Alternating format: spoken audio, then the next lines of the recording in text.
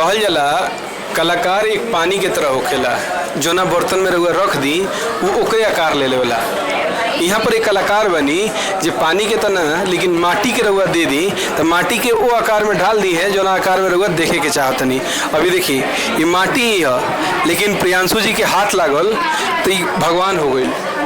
ये प्रियांशु जी के हाथ लागल तो कछुआ हो गई, बैंक हो गई, कुलिया हो गई। प्रियांशु जी के हाथ लागल तो हिरणा हो गई। प्रियांशु जी के हाथ लागल तो संस्कृति के वाहक हो गए। देखिए प्रियांशु जी के हाथ लागल तो बहुत शानदार गमला तैयार हो गई।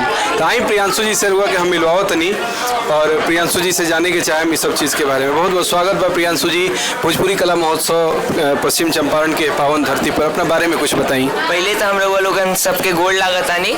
हमार नाम प्रियांशु कुमार भइल, हम पश्चिम चंपारण बेतिया के बानी। हम ई मूर्ति में ई दिखावे के चाहतानी कि अगर हमी के पर्यावरण के ना बचाएम सन, आए वाला समय में पर्यावरण के अगर हम अभी पहले तो ये बतावे के चाहतानी कि पर्यावरण अभी बीच में लटकल बा। ये पहले के स्थिति बा जौन सुनहरा बा और हेने बा जौन अंधेरा, पूरा काली रात बा। और एमे अगर हमी के पर्यावरण के ना बचाएम सन, पेड़ पौधा ना बचाएम सन, तो आए वाला समय में यही तरह हो जाए। ई जौन बा ई मानव बा, ई पेड़ बा।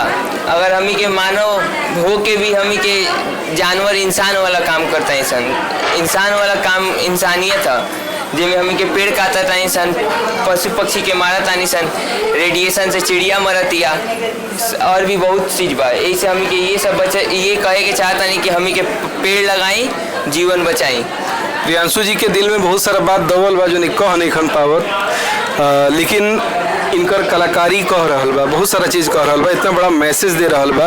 अभी ग्लोबल वार्मिंग से और प्रकृति के जो हमनी के क्षय कर रहल बा निसन, उससे पूरा मानव जाति खतरा में बाटे। तो ये पेंटिंग के माध्यम से भले कर साइज छोटा बा, भले कर साइज छोटा बा, लेकिन एक संदेश उतना ही बड़ा बा और इतना बड़ा बा, एक व्यापकता के यदि समझे तो एक संदेश बहुत बड़ा बा। बहुत बहुत धन्यवाद प्रियांशु जी रउआ एक कार्यक्रम में आईनी और अपन प्रदर्शनी लगैनी और लोग के पर्यावरण के बारे में जागरूक कैनी और अपना कला से लोग के रूबरू करनी। बहुत बहुत धन्यवाद।